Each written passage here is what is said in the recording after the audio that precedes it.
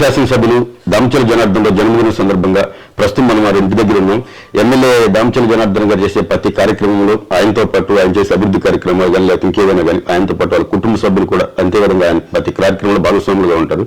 DGR trust ద్వారా కూడా వాళ్ళు ఎన్నో సేవా కార్యక్రమాలు చేస్తూ ఉన్నారు. ప్రస్తుతం మనతో పాటు దామచల జనార్దన్ గారి కుమార్తె ఉన్నారు. ఫస్ట్ ఆఫ్ ఆల్ మీ నాన్నగారిది జన్మదినం.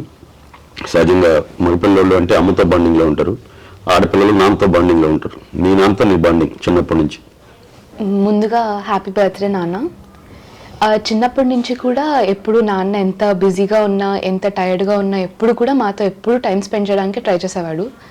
చిన్నప్పుడు మేము హైదరాబాద్లో చదువుకుంటున్నప్పుడు కూడా వీకెండ్స్ కుదిరినా ఎప్పుడు టైం కుదిరినా కూడా మా దగ్గరికి వచ్చి మాతో టైం స్పెండ్ చేసి మాతో ఎప్పుడు చాలా సపోర్టింగ్గా చాలా లవింగ్గానే ఉండేవారు నాన్న, చాలా కేరింగ్గా. మాకు చిన్నప్పటి నుంచి ఏం కావాలన్నా ఎప్పుడూ నో అని లేదు.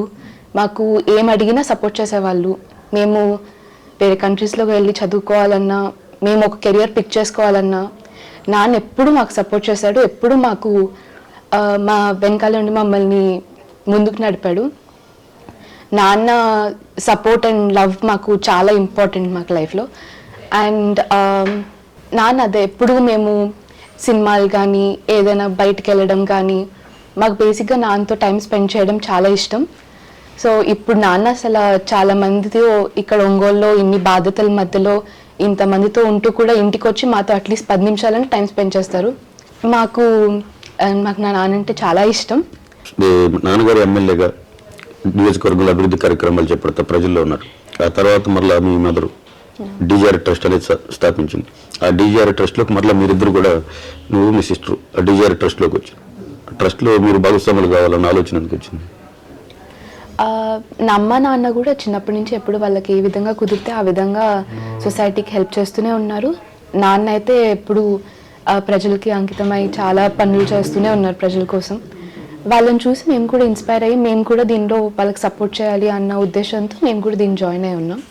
అందువల్లే మాకు కుదిరిన థాట్స్తో, మాకు వచ్చిన ఐడియాస్తో ట్రస్ట్లో ఎన్ని యాక్టివిటీస్ కుదిరితే అన్ని చేసి, ఎన్ని విధాలుగా కుదిరితే అన్ని విధాలుగా హెల్ప్ చేయొస్తూ ఉన్నాం. ఇప్పుడు మన ఎలక్షన్స్ అప్పుడు కూడా నాన్నగారి కోసం బాగా ఎండలో, మార్చి ఏప్రిల్ నెలలో ఎండల్లో బాగా ప్రచారం చేశారు కదా. ఆ జనంలోకి వెళ్ళినప్పుడు ఎట్లా అనిపించింది నీకు? మీ నాన్నగారి గురించి వాళ్ళతో మాట్లాడటం కానీ? అంటే అప్పటి వరకు మేము జనాల్లోకి అంత వెళ్ళలేదు, ఫస్ట్ టైం. సో మా నాన్న చేసిన పనులు మాకు కనిపిస్తున్నాయి, మాకు తెలుసు. కానీ జనాల్లో వెళ్ళినప్పుడు మాకు మా నాన్న యాక్చువల్లీ ఇంకా ఎంత బాగా పనిచేశాడు, ఎంతమందికి హెల్ప్ చేశాడు అన్న విషయం ఇంకా బాగా తెలిసింది. ఇంకా చెప్పాలంటే అప్పుడే మాకు ఇంకా యాక్చువల్లీ ఓకే నాన్నని ఇంకా పుష్ చేయాలి, ఇంకా సపోర్ట్ చేయాలి. ఎందుకంటే నాన్న వాళ్ళు ఇంతమందికి హెల్ప్ జరిగింది, ఇంతమంది ఒక ఊరు ఇంత బాగా బెటర్ అవుతుంది, ఇంకా డెవలప్ అవుతుంది అనిపించింది. నాన్న చేసిన పనులు ఇంకా ఇంకా బాగా తెలిసాయి మాకు యాక్చువల్లీ జనాల్లోకి వెళ్ళాక. వాళ్ళు నాన్నని ఎంత అభిమానిస్తున్నారో అర్థమైంది. 2014-2019 మధ్యకాలంలో సుమారు 2000 కోట్లతోటి ఉందో నియోజకవర్గాన్ని అభివృద్ధి చేశాడు మీ నాన్నగారు. అసలు సహజంగా దామచల జనార్దన్ గారు ఓడిపోతారని ఎవరు ఎక్స్పెక్ట్ చేయలేదు, కానీ అనూహ్యంగా ఓడిపోయాడు. ఆ ఓడిపోయినప్పుడు మీరు అందరూ ఫీలింగ్, మీ ఫ్యామిలీ మెంబర్స్, నువ్వు కానీ, మీ మదర్ కానీ, మీ చెల్లి కానీ? ఆబ్వియస్గా బాధపడతారండి, ఎవరైనా బాధపడతారు ఓడిపోతే. కొన్నిసార్లు కొన్ని జరుగుతూ ఉంటాయి, ఏదైనా కూడా మనం మంచిగా అనుకోవాలి. మీరు మీ నాన్నకి ధైర్యం చెప్పాడా లేకపోతే మీ నాన్న మీకు ధైర్యం చెప్పారా ఓడిపోయినప్పుడు? అప్పటికి ఇంకా మేము కొంచెం చిన్నపిల్లలమే, అంత ఐడియా లేదు. కానీ మా నాన్న ఇప్పుడు స్ట్రాంగ్గానే ఉన్నాడు. మా నాన్న మా అందరికి ధైర్యం చెప్పాడు. మొన్న 2024 ఎన్నికలు ఎప్పుడు ప్రచారానికి వెళ్ళినప్పుడు మీరు ప్రతి పిన్ టు పిన్ తెలుసుకొని ప్రిపేర్ అయ్యి అందరికీ, మా నాన్నగారు ఎమ్మెల్యే అయితే గతంలో ఇచ్చేసాడు, ఇప్పుడు మళ్ళీ ఈ గ్రామంలో సమస్యలు ఇవన్నీ మా దృష్టికి వచ్చినాయి, ఇవన్నీ మీకు నెరవేరుస్తారు, అట్లా జనంతో బాగా కలిసిపోయారు, అంత ప్రచారం కూడా చేశారు. నెక్స్ట్ నాన్నగారు రాజకీయ వారసురాలా? లేదండి, పొలిటిక్స్లోకి వచ్చే ఇంట్రెస్ట్ ఏం లేదు. డీజీఆర్ ట్రస్ట్ ఈ కార్యక్రమాలన్నీ నెక్స్ట్ వాళ్ళ అమ్మాయి రాజకీయాల్లోకి వచ్చిందంట అని చెప్తారు నాన్నగారు వారసురాలని. ఇవన్నీ జస్ట్ నాన్నకు సపోర్ట్ చేయడానికి అంతే, కానీ ఇట్లా పొద్దున ఏం లేదండి. ఇప్పుడు మీ ఇద్దరిలో నాన్న కూటి ఎవరు? ఇద్దరులో ఎవరు బాగా? ఇద్దరం. చెల్లి ఎక్కువ. నువ్వు తక్కువ? తక్కువ నేను లేదు, ఇద్దరికి ఎక్కువ. సరిగ్గా పెద్దవాళ్ళు మరి కూడా దాని ప్రేమ ఉండేది? అలా ఏం లేదండి, ఇద్దరంటే ఎక్కువ ఇష్టమే. అల్లరి ఎవరు ఇద్దరులో? చెల్లి.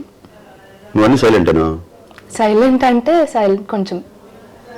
చివరిగా ఏం చెప్తావు మీ నాన్న జన్మదిన సందర్భం? గిఫ్ట్ ఏమి ఇస్తున్నావా? అది బర్త్డే రోజు నాన్నకు చెప్తాం. ముందు మాకు జనాలకు చెప్తాం. చెప్తా.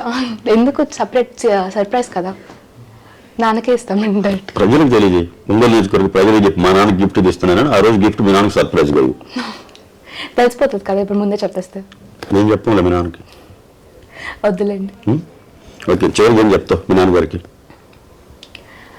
హ్యాపీ బర్త్డే నాన్న, నీకు ఎప్పుడు కూడా మేము సపోర్ట్గా ఉంటాము, and we love you a lot.